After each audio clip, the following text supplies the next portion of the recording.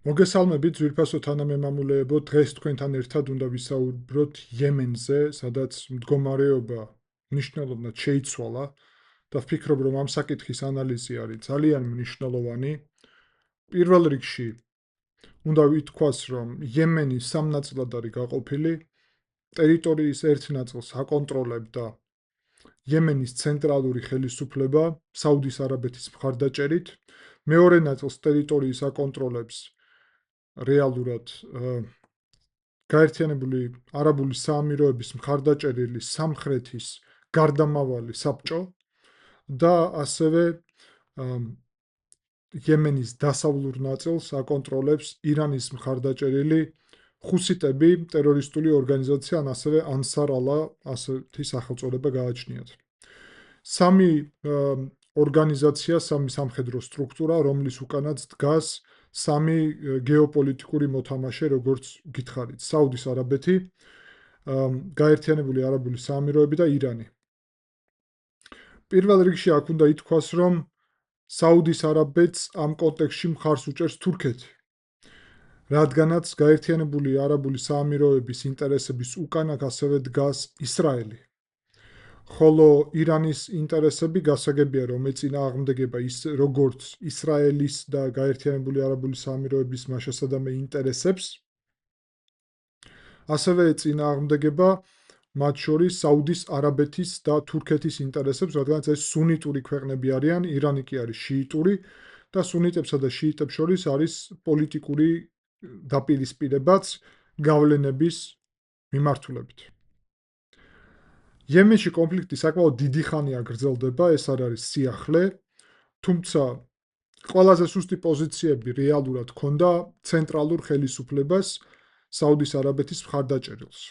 საუდის არაბეთს წარსულში ჰქონდა შემთხვევა, მცდელობა, რომ მოეგვარებინა ჰუსიტების პრობლემა და სამხრეთის ნაწილშიც წინსვლა ჰქონოდა, თუმცა ეს მეტწილად არ გამოუვიდა, რადგანაც ჰუსიტები ისეთ ადგილას ცხოვრობენ და ისეთი მომზადება აქვთ, რომ აი ავღანეთს გავს დაახლოებით თავისი სტილით და ეგეთი რეგიონებისთვის ძალიან რთული არის იქ სამხედრო კონტროლის ქონა. შეერთებულ შტატებსაც კი გაუჭირდათ ავღანეთში აი ამ პარტიზანულ ბრძოლაში შესვლა. საუდის არაბეთს მით უმეტეს ძალიან სუსტი შეერთებული ძალები არ აქვს ტექნოლოგიურად სუსტი, მაგრამ გამოცდილება არ აქვს ომის და ეს არის მათთვის ყველაზე რთული. სანამ გადავალთ უშუალოდ ანალიზზე, გთხოვთ, რომ აუცილებლად დაალაიქოთ ეს ვიდეო და ანალიზი, ეს არის მნიშვნელოვანი ჩვენი არხის შემდგომი განვითარებისთვის, ასევე დაწერეთ თქვენი კომენტარები, გამოიწერეთ არხი და შეგიძლიათ ასევე ხარი დაუჭიროთ არხს კომენტარებში, ანუ აღწერაში მოცემული საშუალებების მეშვეობით. ვითარება არის ძალიან საინტერესო, რადგანაც ეს საკითხი უკავშირდება სომალილენდში განვითარებულ მოვლენებს. და მოდით ახლა თქვენთან ერთად უმჯობესი იქნება თუ რუკაზე შევხედავთ მდგომარეობას, იმიტომ რომ იქედან გასაგები იქნება ახლა მოვყვები უფრო დეტალურად რა კავშირში არის ეს სომალილენდთან და საერთოდ ისრაელი რა შუაში არის და ასე შემდეგ. აქ თქვენთან ერთად უკვე ვხედავთ იემენის რუკას და მოდით სანამ გადავალთ უშუალოდ ანალიზზე მდგომარეობის, ცოტა შორიდან შევხედოთ იემენს. ნუ მართალია საქართველოსთან საკმაოდ შორს არის იემენი, კილომეტრაჟი თუ გვაინტერესებს. 3000 კილომეტრი არის დაახლოებით იემენამდე. ძალიან შორსაც არ არის, დაახლოებით იგივე მანძილია, რაც გერმანიამდე. მაგრამ რა თქმა უნდა, იემენთან ჩვენი კავშირები, კონტაქტები, ანუ ჩვენი რეგიონის ძალიან მცირეა. თუმცა იემენი მდებარეობს ძალიან მნიშვნელოვან ადგილას და ეს არის ბაბ-ელ-მანდების სრუტე. დააგერ ეს სრუტე. აქ გადის საერთაშორისო ვაჭრობის ძალიან მნიშვნელოვანი ნაკადები. იმიტომ რომ შემდგომ აქ არის სუეცის არხი ეგვიპტეში, აგერ სუეცი და სუეცის არხი და წითელი ზღვა, რომლის მეშვეობითაც ბაბ-ელ-მანდების სრუტეს გავლით და აქ არის ადენის ყურე, ისევე როგორც აქ სპარსული ყურე და შემდეგ უკვე აქ არის არაბული ზღვა და ინდური ოკეანე. და რადგანაც აქ გადის ძალიან სერიოზული მარშრუტები ლოგისტიკური, ევროპა, აზიის ვაჭრობის ძალიან მნიშვნელოვანი ნაწილი, იემენს ბუნებრივად გააჩნია სტრატეგიული მნიშვნელობა. ოღონდ მისი სტრატეგიული მნიშვნელობა განპირობებული არის სწორედ აი ამ ნაწილით, ანუ ადენის ყურე რომ ქვია, აგერ ქალაქი ადენი. და ბაბელ-მანდების სრუტეზე რომ ვისაუბრეთ, აგერ აი აქ გადის. შესაბამისად, აქ იყო ის კონფლიქტი და დაპირისპირება ის გემებთან უზარმაზარი თვეების წინ 25 წელს, როცა შეერთებული შტატები აქ ოპერაციას მართავდნენ ხუსიტების წინააღმდეგ. მოდით ჯერ პირველ რიგში წავიდეთ ოდნავ ადრე, ანუ დავახლოებით ძალიან ადრეც არა, ხო, დაუშვათ. აი იანვრის პირველ რიცხვებში ან დეკემბრის ბოლოს და იქედან განვიხილოთ ეს მოვლენები. აი დაახლოებით აგერ დეკემბრის ბოლოს საკმაოდ კარგი ილუსტრაცია არის დეკემბრის ბოლოსთვის, რომ ნახოთ მდგომარეობა. აგერ დეკემბრის ბოლოს როგორც იყო მდგომარეობა. და აქ ხედავთ სურათს, ეს ლურჯად აღნიშნული, ანუ ჩრდილოეთ ნაწილში საუდის არაბეთის ტერიტორიასთან აღნიშნული არის სამთავრობო ხელისუფლების კონტროლის ქვეშ მყოფი ტერიტორია, რომელსაც აკონტროლებენ ძალები, ვისაც მხარს უჭერს საუდის არაბეთი, აგერ საუდის არაბეთის დედაქალაქი რიადი. საუდის არაბეთი არ აღიარებს ამ მომენტისთვის ჯერჯერობით ისრაელს. თუმცა ისრაელს აღიარებს გაერთიანებული არაბული საამიროები. და გაერთიანებული არაბული საამიროების მხარდაჭერილი ძალა არის ეს სამხრეთში მყოფი სამხრეთის გარდამავალი საბჭო, რომელმაც აიღო ძალიან აქტიური ტემპით კონტროლი აი ამ სამხრეთ ნაწილში მდებარე ქალაქებში, პორტებში. კერძოდ, ადენის პორტზე არის საუბარი, აგერ ადენი ქალაქი. ასევე აქ არის პორტი, მუკალლა ქვია და კიდევ რიგი ქალაქები, აი აქ კიდევ არის პატარა ქალაქი, პორტი, ნიშტუნ ქვია. და ამ ტერიტორიას აკონტროლებს, ეს აკონტროლებდა, ეხლა ეს არის 1 იანვარი დაახლოებით და ეხლა გადმოვალთ უკვე დღევანდელ რეალობისკენ, აკონტროლებდა სამხრეთის გარდამავალი საბჭო, რომელიც გაერთიანებული არაბული საამიროების მიერ არის მხარდაჭერილი. ეხლა ამის მიზეზი რა იყო და მიზანი ჩემი შეფასებით. პირველ რიგში გეტყვით, რომ გაერთიანებული არაბული საამიროები დიდი ხანია აკონტროლებენ აი ამ კუნძულებს. ეს არის სოკოტრას კუნძულები და ესე იგი ამ კუნძულების კონტროლი აძლევს მას საშუალებას, რომ გარკვეული აქ ყოფნა კონდეს ამ რეგიონში. რატო? იმიტომ რომ გაერთიანებული არაბული საამიროებისთვის უზარმაზარი მნიშვნელობის არის აი აქ ვაჭრობა ამ სრუტის გავლით. კერძოდ, გაერთიანებული არაბული საამიროები კი მდებარეობენ და აქ აწი ვიტყვი საამიროები უბრალოდ. აქედან კი მდებარეობს ძირითადად სპარსეთის ყურის მიმართულებით, მაგრამ აი აქ არის მცირე ნაწილი, რომელიც აქეთ მდებარეობს. ანუ თუნდაც თუ ამ სრუტეს გადაკეტავს ირანი, რაც ძალიან რთული რამეა გასაკეთებლად ზოგადად, მაგრამ ნებისმიერ შემთხვევაში, ანუ ეს სრუტე ერთი პრობლემა არის მოკლედ საამიროებისთვის, მაგრამ თუნდაც აქედან თუ ჩავთვლით, რომ გავდის ექსპორტი ნავთობის და ასე შემდეგ, შემდეგი მოდის რეალურად აქ უნდა გაიაროს. სხვა გზა არ არის ევროპაში რომ წავიდეს. და რადგან აქ უნდა გაიაროს, ეს ურთიერთობად კავშირში არის, ანუ ეს არის ლოგისტიკური ჰაბი. ეხლა ისრაელი რადგანაც ქმნის აქ აი ამ სომალილენდს, ხედავთ ხო აი ამ ტერიტორიაზე, სომალილენდის ტერიტორიას ბერბერაში მათ შორის საუბარია, რომ უკვე არის ისრაელის სამხედრო ბაზა. ეს მიმართული იქნება ჰუსიტების წინააღმდეგ. წითლად არის აღნიშნული ჰუსიტები, ანუ ანსარალა ტერორისტული ორგანიზაცია, რომელიც ირანის მიერ არის მხარდაჭერილი. ანუ გაერთიანებული არაბული საამიროების იდეა იყო, რომ სამხრეთ ნაწილს მთლიანად ესე კონტროლის ქვეშ აიღებდა, შეინარჩუნებდა და აქეთ ამ ფლანგს გააკონტროლებდა ისრაელი, აქეთ ფლანგს თვითონ, მაგრამ ისრაელის პარტნიორები არიან ძალიან ახლო და პრაქტიკულად ეს სრუტე იქნებოდა ვიწრო და ასე ვთქვათ, უსაფრთხო, ანუ ვიწრო კი არის, მაგრამ უსაფრთხო იქნებოდა ნებისმიერი მოძრაობისთვის, იმიტომ რომ აქ იქნებოდნენ ძალიან ახლოს, მაგალითად ბერბერას პორტში ებრაელები და ადენის პორტში საამიროელები. ასევე უნდა გითხრათ საინტერესო ფაქტი, აქ არის ჯიბუტი, ხედავთ, ძალიან პატარა სახელმწიფო, აქ არის ქალაქი ჯიბუტი. ხო და აი ქალაქ ჯიბუტისთან მოკლედ აი აქ სადღაც არის ამერიკული სამხედრო ბაზა და აი აქ სადღაც არის ჩინური სამხედრო ბაზა. ჯიბუტიელებმა მოახერხეს და პირდაპირ აქ რეგიონში, აი ამ სრუტესთან ერთ ქალაქში ორი სამხედრო ბაზა შექმნეს, ამერიკული და ჩინური. ასეთი პოლიტიკა გააჩნია ცოტა უცნაური. ეს როცა ნახეს საუდის არაბეთის წარმომადგენლებმა და რეალურად თურქეთიდანაც მიიღეს გზავნილები როგორც ჩანს, თან რეჯეპ ტაიპ ერდოღანმა დარეკა მათ შორის საუდის არაბეთში და იქ ისაუბრეს იემენში მიმდინარე მოვლენებზე. და რა კონტექსტში? იმიტომ რომ თურქეთს მართალია საუდის საამიროებთან არ უნდა ურთიერთობის გაფუჭება და საუდის არაბეთთანაც კონკურენტები არიან ბევრ საკითხში. მაგრამ უფრო მეტად არის თურქეთი კონკურენტი ისრაელთან კი არა და მტრობენ. ხო და თურქეთისთვის მნიშვნელოვანი არის რომ სომალი კი თურქეთი ხო არის შემოსული, აგერ არის სომალი, ეს ტერიტორია მთლიანად. და ესეც, ანუ სომალილენდი, ესე იგი ისრაელის მიერ აღიარებული, თურქეთის მიერ აღიარებულია როგორც სომალის ნაწილი მთლიანი. ანუ იმიტომ რომ თურქეთს უნდა მთლიანი ეს ტერიტორია კონტროლის ქვეშ რო კონდეს, ანუ გავლენის ქვეშ, ასე ვიტყვი. და აქეთ ფლანგზე მას ასევე არ აწყობს ებრაული გავლენა.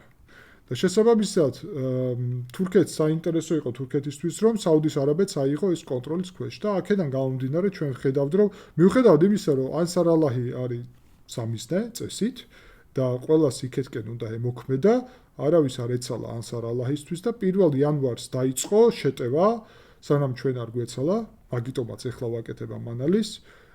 თან ამდენი საკითხი დაგროვდა ხო, ვენესუელა, ირანი, ამდენ საკითხებს საუბრობთ და სირია, აგერ დღეს ვსაუბრობდით სირიაზე. 1 იანვარს მოკლედ შეტევაზე გადავიდნენ და ნახეთ რამხელა ტერიტორია აიღეს. 2 იანვარს უკვე შეტევა გრძელდება განსაკუთრებით აი ამ ქალაქებს ბომბავენ. 3 იანვარს აი აქ დაიკავეს ეს ახალი ქალაქები, სერიოზული კონტრშეტევა დაიწყეს და ხედავთ რამდენად აქტიურად ბომბავდნენ მათ შორის ამ ნაპირის ქალაქებს. 4 იანვრისთვის ეს ნაწილიც აიღეს, 5 იანვრისთვის ხედავთ რომ გრძელდებოდა მოვლენები და 6 იანვრისთვის უკვე შეიჭრნენ აი ამ ქალაქში, ძალიან აეროპორტი არის მოკლედ და ეს ქალაქი და მუკალაც პორტის აიღეს, აგერ მუკალა ხედავთ. და ეს ტერიტორია ხო განწირული გახდა საერთოდ ეგრევე და 7-ში უბრალოდ ბრძოლები გრძელდებოდა, 8-ში მოკლედ ნახეთ 7-ში როგორ იყო და 8-ში ეს ტერიტორია ხო აიღეს და აქ მივიდნენ უკვე და ქალაქ ადენს მიადგნენ და პრაქტიკულად ქალაქი ადენიც აიღეს 8-ში და დღეს ჩვენ საუბრობთ არის 9 იანვარი. აქეთა ფლანგი მთლიანად არის აღებული კონტროლის ქვეშ, როგორც ხედავთ, მთლიანად და აქ ჯერ კიდევ არის დარჩენილი. ქალაქი ადენი არის აღებული კონტროლის ქვეშ და ჩრდილოეთში მდებარეობს რამდენიმე სოფელი და აგერ ეს ერთი ქალაქი არის დარჩენილი, როგორც ხედავთ, ალ-ადდალა ქალაქი, სადაც ასევე ბრძოლები გრძელდება. ეხლა განაცხადა სამხრეთის აი ამ საბჭომ ლიკვიდაციის შესახებ. ანუ ასრულებენ საკუთარ არსებობას და საერთოდ ორი ძალა დარჩება მოკლედ იემენში და ეს გაერთიანებული არაბული საამიროებისთვის არის მნიშვნელოვანი უკან დახევა. ამ კუნძულებზე რა მოხდება, ეგ არის საინტერესო ასე ვთქვათ ნიუანსი, არ ვიცით ზუსტად კუნძულებთან დაკავშირებით რა მოხდება ჯერ. მაგრამ ზუსტად შემიძლია ვთქვა, რომ ეს ნაწილიც გადავა ეხლა უკვე მათი კონტროლის ქვეშ, ეს ნაწილი. ეხლა კითხვა არის, ანსარ ალაჰი წამოვა, ანუ ჰუსიტები ცოტა წამოვლენ წინ, თუ დატოვებენ როგორც არის. ანუ გულისხმობ იმას, რომ შეიძლება ისარგებლონ ვითარებით და თავად გადავიდნენ თავდასხმაზე? არ ვიცით. ზუსტი ინფორმაცია არ გვაქვს ჯერ, მაგრამ სავარაუდოდ ეხება. დედაქალაქი ზოგადად გეტყვით იემენის არის სანაა აგერ. სანაა არის ჰუსიტების კონტროლის ქვეშ. თუ ამ ტერიტორიასაც აიღებენ ბოლომდე კონტროლის ქვეშ, რასაც მე ველოდები უახლოეს პერიოდში, მაშინ მთლიანი იემენი იქნება საუდის არაბეთის და თურქეთის მოკავშირე ამ შემთხვევაში ძალების კონტროლის ქვეშ, ხოლო ასევე ნაწილი იემენის იქნება ირანის ჰუსიტების კონტროლის ქვეშ. ჰუსიტების ამბავი ის არის, რომ ამით რეალურად საკითხი არ იცვლება და პირიქით სომალილენდის მნიშვნელობა არათუ კლებულობს, არამედ მატულობს. და სომალილენდს დიდი ალბათობით გააძლიერებს ისრაელი, თან საუბარია ამ დღეების განმავლობაში აქტიურად იმაზე, რომ სომალილენდში მიმდინარეობს სერიოზული სამხედრო მშენებლობა, ისრაელი აშენებს სამხედრო ბაზებს. უпростоოდ ამაგრებს უკვე არსებულ სამხედრო ბაზებს, რომელიც ისრაელს გააჩნია საიდუმლოდ. მოსადის სამხედრო ბაზებზე არის საუბარი.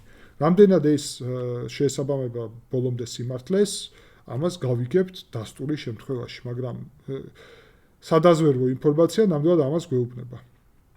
ამის ფონზე შეგვიძლია ვთქვათ, რომ რა თქმა უნდა ისრაელისთვის გარკვეული სისუსტე არის ამ ნაწილზე კონტროლის აღება საუდის არაბეთის მიერ და საუდის არაბეთი აქ რომ კონტროლს დაამყარებს პრინციპში ისრაელისთვის ეს თვლად მომგებიანი არ არის, იმიტომ რომ საუდის არაბეთს და ისრაელს არ გააჩნიათ ურთიერთობები, პარტნიორობა არ გააჩნიათ, ხოლო საამიროები არიან ყველაზე ახლო პარტნიორი არაბულ სამყაროში მოროკოსთან ერთად ისრაელისთვის. ამიტომ გააძლიერებენ სომალილენდს, საუდელები აიღებენ ამასაც კონტროლის ქვეშ სავარაუდოდ და შემდგომ ჩვენ ვნახავთ მთავარ კითხვას. პირველი კითხვა, რა მოხდება ჰუსიტებთან დაკავშირებით? გამოიყენებს თუ არა ისრაელი ძალას, თუ ჰუსიტების მხრიდან წამოვა ნებისმიერი მორიგი თავდასხმა ისრაელზე. რა პირობებში შეიძლება წამოვიდეს თავდასხმა ირანთან ახალი ომის პირობებში? ირანთან ახალი ომის პირობებში, რომელიც მოსალოდნელია, მათ შორის ისრაელს ექნება სურვილი, რომ მთლიანად გაანადგუროს ჰუსიტების პრობლემა, ანუ მთლიანად გაანადგუროს ჰუსიტები. მათ შორის ეს უკავშირდება რას? რომ აქედან ირანიდან რომ მოდის ტვირთი ჰუსიტების მიმართულებით, ანუ აგერ ჰუსიტები, აქედან რომ მოდის ტვირთი, ხო, აი ესეთი მარშრუტით დაუშვათ. ხედავთ ხო მარშრუტს? აგერ ესეთი მარშრუტით მოდის ტვირთი, ხო? სომალილენდიდან როგორც ხედავთ, ძალიან მარტივი იქნება, რომ ეს მარშრუტი აღკვეთო. ანუ რეალურად იქნება ეს მარტივად გასაკეთებელი. და ეს საშუალებას აძლევს ისრაელს, რომ აღკვეთოს ახალი ტვირთების მიწოდება ჰუსიტებისთვის, იმისთვის, რომ ჰუსიტებმა არ გამოიყენონ ეს ტვირთები ბალისტიკური რაკეტები და დრონები ისრაელზე თავდასხმის, იმიტომ რომ ეს ჰუსიტები, ვიზეც ჩვენ ახლა ვსაუბრობთ, აკეთებენ დაახლოებით ასეთ რაღაცას. აი აქედან ისვრიან ისრაელში, აღვნიშნოთ ახლა, აგერ აქედან ისვრიან ისრაელში, სადაც არის 2000 კილომეტრი, მაგრამ ბალისტიკური რაკეტებისთვის და მათი დრონებისთვის ეს პრობლემას არ წარმოადგენს. ნუ ძირითადად საუდის არაბეთის ტერიტორიის გამოყენებით არ ხდება ეს და დაახლოებით სხვა მარშრუტი არის გამოყენებული, ხო? ნუ გასაგებია ჩვენთვის დაახლოებით მარშრუტი არის გამოყენებული წითელი ზღვის ფორმატით და შემდგომ აქედან უკვე ასე ისრაელისკენ. ბალისტიკური რაკეტებისთვის კიდე ცოტა სხვა ამბავია, ტერიტორიას არც იყენებ რეალურად, გაცილებით ზემოთ გადის ბალისტიკური რაკეტები. ამიტომ იემენში ეს შექმნილი მდგომარეობა არის საინტერესო. მთავარი კითხვა არის საუდის არაბეთის ეს ცენტრალური ხელისუფლება ბარემ თუ გამოიყენებს ამ შესაძლებლობას და თუ შეიჭრება ბარემ და მოაგვარებს ჰუსიტების საქმესაც. შეიძლება ეს მოხდეს, შეიძლება არ მოხდეს. მათ შორის შეიძლება თვითონ საუდელებს და ნახეთ, ეხლა სხვა საინტერესო არის, ანუ საუდის არაბეთი და საამიროები ერთმანეთს ებრძოდნენ აქ, ორივე არის სუნიტური. არა და სუნიტებს დიდად სხვაობა არ აქვთ ამ ხრივ და შიიტები აქ ძალიან რადიკალურები არიან მათთვის, ანუ საუდელებს ბომბავდნენ მათ შორის ეს შიიტები, ანუ და ომი ჰქონდათ საუდის არაბეთს და ანსარ ალაჰს. ასე რომ ლოგიკური იქნებოდა ხო იქ ბრძოლა. თვლად ესე არ არის. გეტყვით რატომ? მიუხედავად იმისა, რომ შეიძლება არ აწყობდეს საუდის არაბეთს აქ საერთოდ შიიტების არსებობა, მაგრამ ამავდროულად საუდის არაბეთს ირიბად უნდა, რომ ისრაელს აქ ქონდეს პრობლემები და თვითონ რადგანაც მზად არ არის, რომ მოაწყოს პრობლემები, ურჩევნია, რომ ეს გააკეთონ ირანელების პროქსი ძალებმა. და გამოდის, რომ რაღაც მხრივ შეგუება ვითომ, ანუ რეალურად ოფიციალური რიტორიკით გმობს მათ, მაგრამ გარკვეულწილად შეგუება აი ამ სეპარატისტულ ტერიტორიასთან შეიძლება აწყობდეს საუდის არაბეთს, რომ ამათმა გააკეთონ ჭყალებში ბინძური საქმე. ანუ რაც შეიძლება მეტი აქ ამერიკული გემი გავა, ებრაული გემი და ასე შემდეგ დაარტყან, გაძარცვონ, რაც ჩაკეტონ და ასე შემდეგ. შესაბამისად ეს არის საინტერესო გეოპოლიტიკური ჭადრაკი აქ რაც ხდება. და ეს პროცესები არის ძალიან საინტერესო, იმიტომ რომ უკავშირდება ასევე სომალილენდს, ისრაელს, შეერთებულ შტატებს, ირანს, საუდის არაბეთს, თურქეთს და კავშირში არის ყველა იმ პროცესთან, რაზეც ჩვენ საუბრობდით. ესე იგი, სირიაში, ლიბანში, ხმელთაშუა ზღვის აღმოსავლეთ ნაწილში, ირანში, ამ ყველაფერთან არის კავშირში. და რა თქმა უნდა, ჩვენი ეს ანალიზიც მიმართულია იმისკენ, რომ უფრო სრულყოფილად დავინახოთ სურათი, რომელიც შექმნილი არის ახლო აღმოსავლეთის რეგიონში. ვფიქრობ, საინტერესო იყო ამაზე მსჯელობა. დიდი მადლობა ყურადღებისთვის და შევხვდებით შემდეგი ანალიზის დროს.